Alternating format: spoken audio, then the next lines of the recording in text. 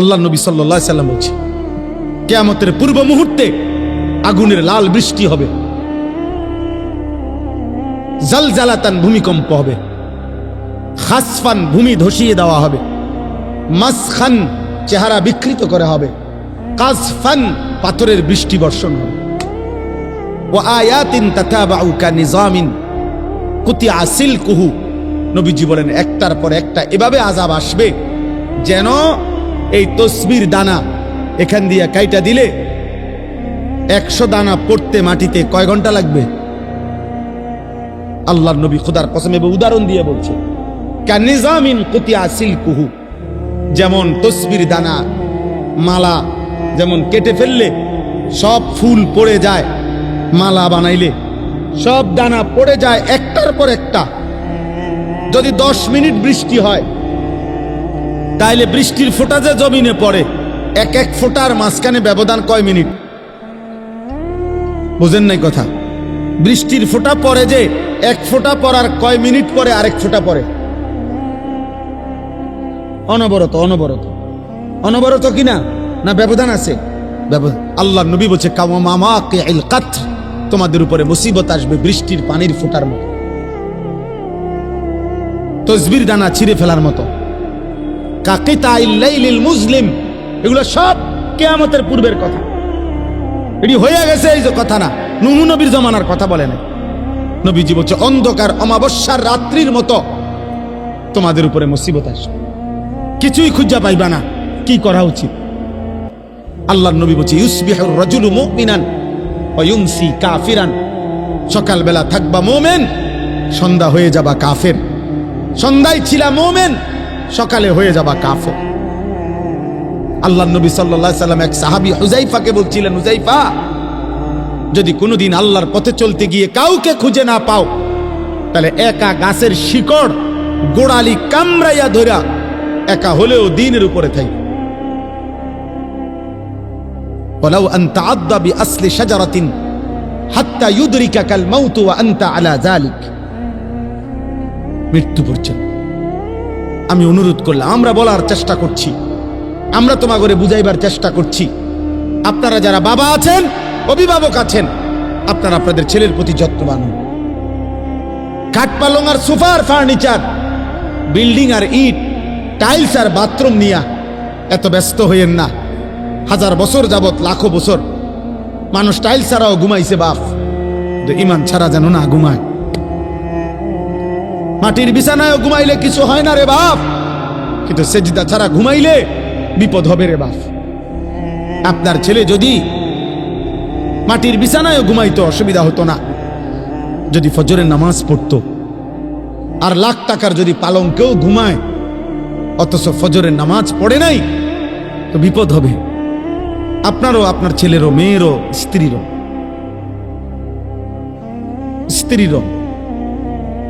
অতএব দয়া করে 2 কথা বললাম। এক, প্রিয় ভাই, তোমরা মনে রাখো, বাবা, যদি আগামীর পৃথিবী নিরাপত্তা, আমাদের জানমালের নিরাপত্তা হতে হয়, আমাদের আল্লাহর সাথে সম্পর্ক ছাড়া হবে না। শুধু বাংলাদেশের একটা দল, 2টা দল নিয়ে ভাবলে হবে না, সারা পৃথিবীর দিকে খেয়াল রাখতে হবে। সারা পৃথিবীর কাফের শক্তি যেই কোনো মুহূর্তে পৃথিবীর যেই কোনো অঞ্চলের মুসলমানদের উপরে আক্রমণ করার জন্য প্রস্তুত। আর একবার শুরু করলে আরেকবার ঘুরে দাঁড়াইতে কষ্ট হয়ে যায়। আজকে ৭৬ বছর যাবত ফিলিস্তিনের মুসলমান ইসরায়েলের হাতে রক্ত দিচ্ছে, এটা হলো ঐতিহাসিক তথ্য। আজকে ৬১ বছর যাবত রোহিঙ্গা মুসলমানরা বার্মার বৌদ্ধ কাফেরদের হাতে রক্ত দিচ্ছে। একদিন না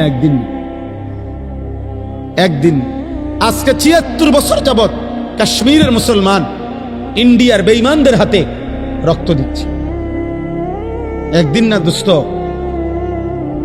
এই জন্য একবার কাটিয়ে ফিরে গেলে আরেকবার সোজা হইয়া দাঁড়াইতে অনেক সময় লাগবে, অনেক সময়। এই জন্য এটা একটা বিষয়। আগামী প্রজন্ম নিরাপদ থাকতে হলে তোমরা নামাজ পড়তে হবে। আমার একটা কথা, একটা ছেলে কল্পনা করো, মনে করেন সবাই ভাবেন তো যে এইখানে মনে করেন যদি 10,000 সাহাবী মদিনার কল্পনা করেন নবীজির যুগটা, একটা মিনিট মনে মনে ভাবেন তো আপনারা যে আমাদের নবী সাল্লাল্লাহু আলাইহি সাল্লামের জামানায় মনে করেন 10,000 সাহাবী নবীজির সামনে বসা, কয় হাজার? তো নবীজি তাদের সামনে বসা, এটা হিসাব ধরেন তো 10,000 সাহাবীর মধ্যে গুনলে মানে 1 2 3 4 5 6 7 8 করে গুনলে তো একজন হবে 1, আরেকজন হবে 10,000, হবে না? মানে সংখ্যা হবে কিনা এরকম কথা বলে না। কিন্তু প্রশ্ন হলো এখন আমার যে এবার আমরা কল্পনা করেন তো 1 নম্বর জন মনে করেন সামনে বইছে আর 10,000 নাম্বার যার সিরিয়ালে উনি মনে করেন একদম পিছনে। তো এই 10,000 সাহাবীর সামনে কল্পনা করেন যে ফজরের নামাজ পড়তো কয়জন, কয় পার্সেন্ট? কথা বুঝছেন নি আমার? 5 ওয়াক্ত নামাজ পড়তো কয় পার্সেন্ট? কথা বলে না। হারাম থেকে বেঁচে থাকতো কয় পার্সেন্ট? হালালের উপরে চলতো কয় পার্সেন্ট? তো বিজয় তাদের হবে না, তো আমগুনি হবে। এবার আমরা এখানে হিসাব করি, এখানে আমরা যদি 1000 মানুষ হই তো এবার আমাদের হিসাব করেন, গুনেন, আমরা গুনেন ফজরের নামাজ কয় পার্সেন্ট? মোবাইলে নারী দেখে না, ছবি দেখে না, উলঙ্গ দৃশ্য দেখে না, এমন কয় পার্সেন্ট? হ্যাঁ বলে, ইনসাফ করেন। তাহলে আমাদের বিজয় আসবে কেমনে ভাই? সাহাবায়ে কেরাম হারাম থেকে বেঁচেছেন শতভাগ, আল্লাহর বন্দিগি করছেন শতভাগ। আর আমাদের নেশাগ্রস্ত জুয়ারি জিনাখোর বেবিচারী কি পরিমাণ! আমাদের এক এক ছেলের চেহারা দেখলেই বোঝা যায় মাত্র 18 বছর 20 বছর, কোডি সাফা ভিতরে ঢুকে গেছে। অসভ্য নারী দেখতে দেখতে, উলঙ্গ ছবি দেখতে দেখতে এই হাইওয়ান নিজের বীর্যপাত হতে হতে তার শরীরটা আর কিচ্ছু নেই। আমি যদি বাপ চাচা না থাকতো ছেলেরা, তাইলে তোম করে কইতাম, শুনাইতাম কাছে থাকা। তোমার কাছে জানে না, আমি জানি 16 বছরের ছেলের হালাত কি, 14 বছরের ছেলের হালাত কি, ক্লাস 9 ছেলের হালাত কি। অসংখ্য যুবক নওজোয়ান কিশোর মৌলানা সাহেব জিনা করতে করতে ক্লান্ত হয়ে গেছে, বেবিচার করতে করতে ক্লান্ত হয়ে গেছে। এমন ছেলেও 1000 বার চোখের পানি ফেলে আমগো কাছে দোয়া চাইছে, দোয়া চায় যে সারা রাত উলঙ্গ ছবি দেখে, যার নিজের লজ্জাস্থান নিজের হাত দ্বারা শেষ করে দিছে।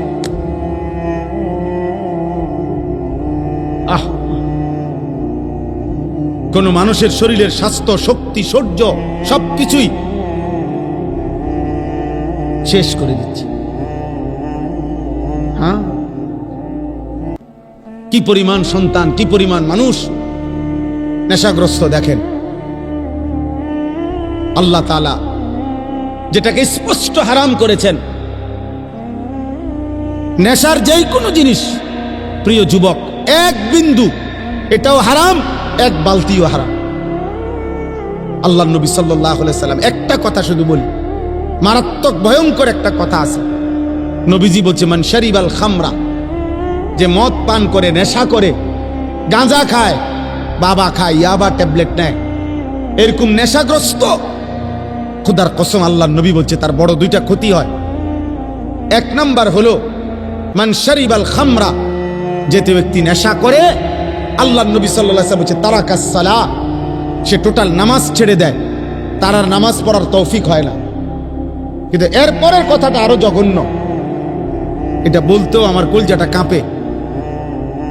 নবী সাল্লাল্লাহু আলাইহি ওয়াসাল্লাম বলছে নেশাগ্রস্ত ব্যক্তি অচিরেই ওয়াকা আলা আম্মাতিহি ওয়া খালাতিহি, আপন চাচি, মামি, ফুফি, খালা, চাচাতো বোন, মামাতো বোন, ফুফাতো বোন, খালাতো বোন, এমন নিকট আত্মীয়ের সাথে জিনা এবং ব্যভিচার করতে আগ্রহী হয়।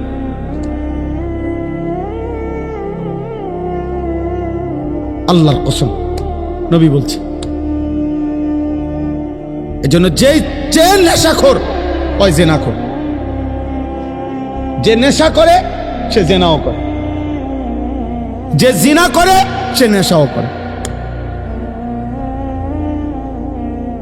হ্যাঁ, যেখানে গান বাদ্য হয় সেখানে জিনা ব্যভিচার হয়, যেখানে জিনা ব্যভিচার হয় সেখানে গান বাদ্য। এই তিন জিনিস একসাথে, নেশা, নারী, গান একসাথে, এক প্যাকেজ, এক প্যাকেজ। যেখানে মদের আড্ডা সেখানে গানেরও আড্ডা, নারীরও আড্ডা। যেখানে নারীর আড্ডা সেখানে মদেরও আড্ডা, গানেরও আড্ডা। আল্লাহ আমাদেরকে হেফাজত করেন, আল্লাহ আমাদেরকে হেফাজত করেন। এজন্য প্রিয় ছেলেরা, আমার এই শেষ তর্জমাটা শুনেন, আমার কথা শেষ। আল্লাহ তাআলা বলেন, ওয়ালাকাদ খালাকনাল ইনসানা, আল্লাহ আমাদেরকে আমাদের মৃত্যুর কথা মনে করায় দেওয়ার জন্য, মৃত্যুর কথা আল্লাহ কয়েকটা কথা বলছে। এক নম্বর, আল্লাহ বলে, শোনো, আমি আল্লাহই প্রত্যেকটা মানুষকে সৃষ্টি করেছি। এক, ওয়া না'লামু মা তুওয়াসবিসু বিহি নাফসু, আল্লাহ তাআলা বলে, প্রত্যেকের অন্তরের গভীরে যত গুনাহের কুমন্ত্রণা, গুনাহের আগ্রহ আমি আল্লাহ জানি। লুকাইতে পারবা না আমার আল্লাহ থেকে, লুকানো সম্ভব? কথা বলেন না, উঠাউঠি করেন না। আর 5টা মিনিট শেষ, আমার তর্জমা বললেই শেষ। দোয়া করে যাও ভাই, ছেলেরা কষ্ট করছো, দোয়া করো, দোয়া করে যাও। এরপরে ওয়া নাহনু আকরাবু ইলাইহি মিন হাবিলিল ওয়ারিদ, আল্লাহ বলে, যেই রগগুলোর মাধ্যমে, শিরা উপশিরার মাধ্যমে শরীরের ভিতরে সারা দেহে রক্ত সঞ্চালন হয়, আমি আল্লাহ তোমার ওই রগ রেশা শিরা উপশিরার চাইতেও কাছে। এই 3টা জিনিস প্রথম আল্লাহ বলছে। 1, আমি তোমাকে বানিয়েছি। 2, তোমার অন্তরের গভীরে যা আছে, যা মনে হয় দিলের ভিতরে, আমি তা জানি। 3, আমার আল্লাহ বলেন, তোমার গর্দান সহ সারা দেহের রগ রেশা শিরা উপশিরার চাইতেও আমি কাছে। 4, ইয ইয়াতালাক্কাল মুতালাক্কিয়ানে আনিল ইয়ামিনে ওয়া আনিশ শিমালি কাঈদ, আল্লাহ বলে, তোমার ডানে বামে 24 ঘন্টা আমার 2 জন ফেরেশতা মোতায়েন আছে। তুমি আড়াল করবা কেমনে? লুকাইবা কার কাছে?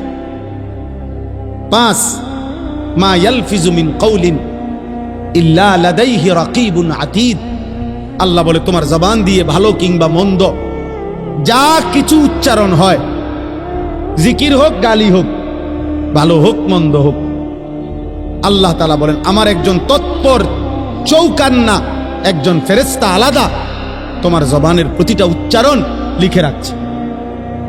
আলাদা আরেকটা ফাইল হইতেছে। এই 5টা কথা আল্লাহ বলছে যে, বান্দা, 1 হলো আমি তোমাকে সৃষ্টি করেছি। 2, তোমার অন্তরের শেষ কোণায় ভিতরে যা আছে আমি তাও জানি। 3, এই মাশাআল্লাহ, দেখেন একটা মজার বিষয় হলো, এই অনুভূতি জাগলে ভালো। এই যে ওই ছেলে মোবাইল ছবি উড়াইতে চাইছিল, আরো 3-4 জন একসাথে ধমক দিছে। তার মানে ওনারা এতক্ষণের জন্য হইলো বুঝছেন যে এটা হুজুর পছন্দ করে না। মাশাআল্লাহ, আল্লাহ আপনার ঘরে বরকত দান করে। সবাই একটু একটু করে কইলেও হবে, সবাই একটু একটু করে বললে হইতো। বাপ যদি চোখের 1 ফোঁটা পানি ফেলেও যদি ছেলেটাকে বলতো, বাপ তোরে কষ্ট করছে আমি ছোট্টবেলার থেকে, বাপ আদর করে করে বড় করছি রে বাপ, তুমি আমার আল্লাহর নাফরমানি করো না বাপ, তুমি নামাজ পড়ো। একজন স্বামী ইচ্ছা করলে প্রয়োজনে স্ত্রীর কাছে 1 ফোঁটা চোখের পানি ফেলেন, ফেলে বলেন, বিবি তোমারে আমি অনেক ভালোবাসি, তুমি আল্লাহর ওয়াস্তে বেপর্দা হইও না, তুমি বেনামাজি থাইকো না রে, নিয়ত করো, চলো আমরা 2 জনে একসাথে নামাজ পড়ে যেন আখিরাত আমরা 2 জনই জান্নাতি হই। হাদিসের মধ্যে আছে, জান্নাতি বান্দাকে যদি, আরে মিয়া 70,000 না, যদি 70 কোটি জান্নাতের হুরও দেওয়া হয়, তারপরেও দুনিয়ার স্ত্রী যদি জান্নাতি হইতে পারে, খোদার কসম ওই স্বামীর জন্য দুনিয়ার স্ত্রীর তৃপ্তির চাইতে সুখের চাইতে 70 কোটি হুরের সুখ বেশি হবে না। হালাল স্ত্রী যতটা আনন্দময় হবে। হ্যাঁ, কারণ সে যুদ্ধ করে কষ্ট সহ্য করে জান্নাতি হয়েছে, আর হুর তো জান্নাতেই তৈরি হয়েছে। এজন্য 70 কোটি না, 70,000 কোটি হুরের চাইতেও দুনিয়ার স্ত্রী দাম, যদি সে জান্নাতি হয়। আল্লাহ কোরআনে বলছে উদখুলুল জান্নাতা আনতুম ওয়া আজওয়াজুকুম তুহবারুন। বাহ, আল্লাহ বলছে জান্নাতে হাশরের ময়দানে আল্লাহ বলবে তোমরা তোমাদের স্ত্রী যাদের নেককার, তোমরা তোমাদের বিবিদেরকে সাথে নিয়ে তোমরা হাসতে হাসতে উদখুলুল জান্নাহ, জান্নাতে ঢোকো,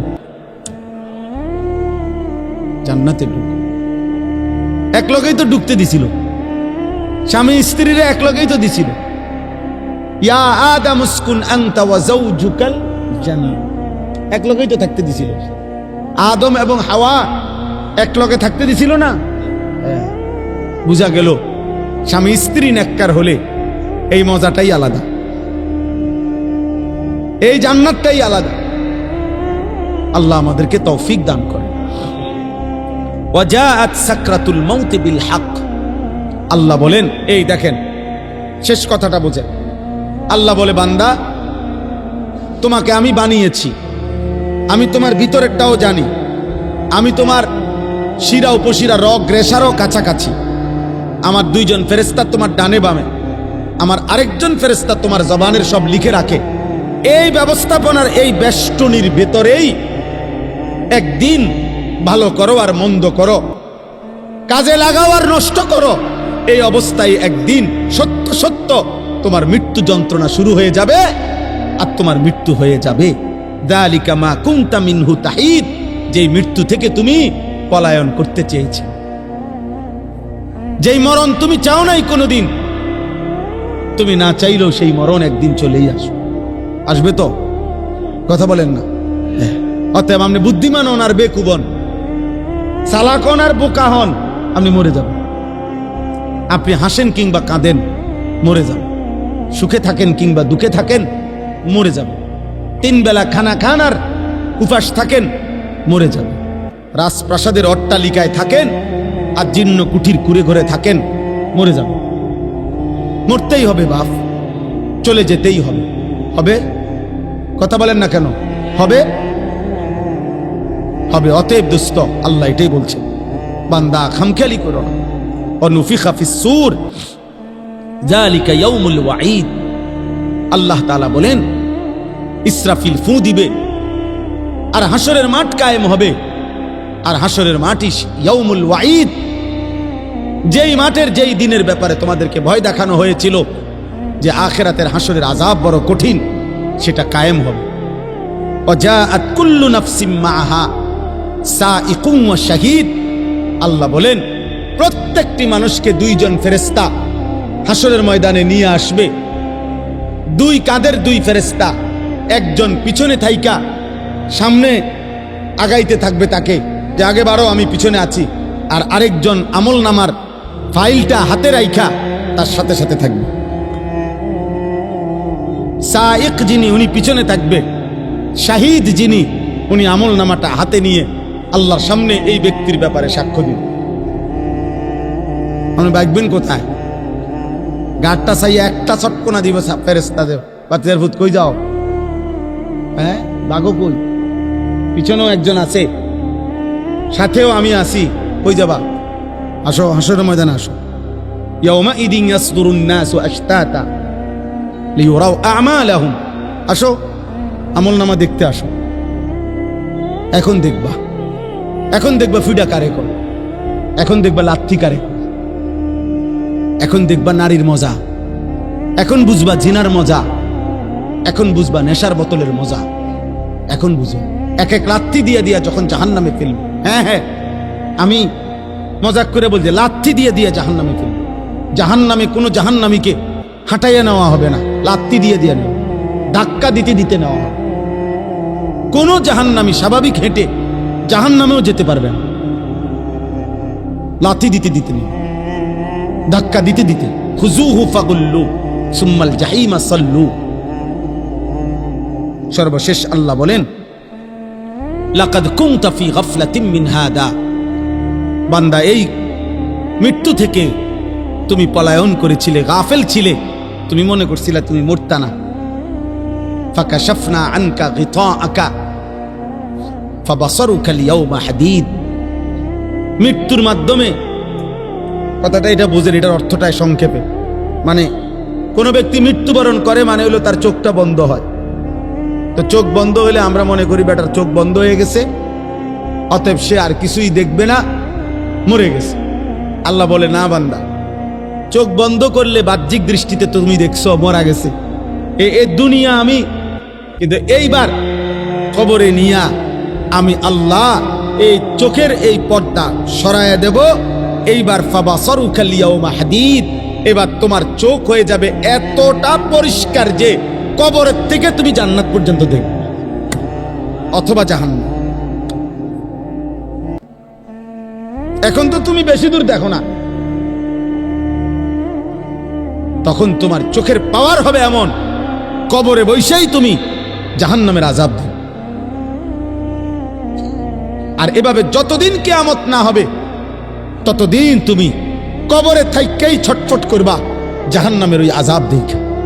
আর নেককার জান্নাতের নিয়ামত দেখা খুশিতে হাসতে থাকবে, খুশিতে হাসতে থাকবে।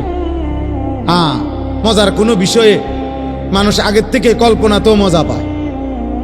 বিরিয়ানি খাইব যখন মনে হয়, আমরা ছাত্র জীবনে যেদিন শুনতাম বিরিয়ানি দিব, আলহামদুলিল্লাহ আগের দিন থেকেই একটা মানসিক মনটার মধ্যে একটা প্রস্তুতি থাকতো যে রবিবারে বিরিয়ানি দিব। আগের থেকেই ভালো লাগতো। মাদ্রাসা যেদিন ছুটি দিবে এই দাঁড়ার কামে থাকতো। আমার মনে আছে, যদি মনে করেন বৃহস্পতিবারে ছুটি দিবে, আমরা বুধবার দিন কোনোদিন আমার মনে হয় না আমরা বেডিং বিছাইয়া ঘুমাইছি। বুধবার রাত্রে, বুধবারে বেডিং টেডিং বান দিয়া সব ক্লিয়ার, কোন রকম এমনি মাথাটা লাগাইয়া পড়ে থাকতাম। অথচ ছুটি হইলো আগামীকাল দুপুরের পরে, কিন্তু মজা লাগতেছে যে বাজ্জাম। তো জান্নাতি বান্দা জান্নাত দেখেই মজা পাইতে থাকবে আর বলবে, ইয়া রব্বি আকিমিস সাআ, আল্লাহ কিয়ামত হয় না কা, ইসরাফিল ফু দে না কা, হাত্তা আরজিআ ইলা আহলি, আমি আমার পরিবার, আমার হুরেরা, আমার জান্নাতে যাবো না আমি। আর নাফরমান বলতে থাকবে হাদিসে, ইয়া রব্বি লা তাকুমিস সাআ, হে আল্লাহ কিয়ামত যেন না হয়, ইসরাফিল যেন ফু না দেয়, আহা এই আযাবে আমি কেমনে থাকব। আল্লাহ আমাদেরকে হেফাজত করেন। অতএব প্রিয় ভাই, একটা একটা ছেলেকে অনুরোধ করছি, দোস্ত আমি অনেকক্ষণ বললাম, ছেলেরা আমার, একটা একটা ছেলেকে অনুরোধ করলাম, নষ্ট হইও না, নষ্ট হইও না। নারীর ফান্দে জীবন শেষ করে দিও না, মোবাইলটার দিয়া জীবনটা নষ্ট করে দিও না। একটা মোটর সাইকেলের জন্য এমন সুন্দর একটা যুবক নষ্ট হয়ে যায়ও না। 12,000 14,000 টাকার একটা মোবাইলের কাছে এমন একটা হায়াত, এমন একটা জীবন চরিত্রহীন বানায় দিও না, বরং জীবনটা সুন্দর করার চেষ্টা করেন। প্রত্যেকের কাছে অনুরোধ, নবী সাল্লাল্লাহু আলাইহি সাল্লামের একটা একটা সুন্নাত, একটা একটা সুন্নাত আমল করবেন। আল্লাহ তাআলা আমাদেরকে তৌফিক দান করেন। আমি এক্ষুনি ইনশাআল্লাহ দোয়া হবে,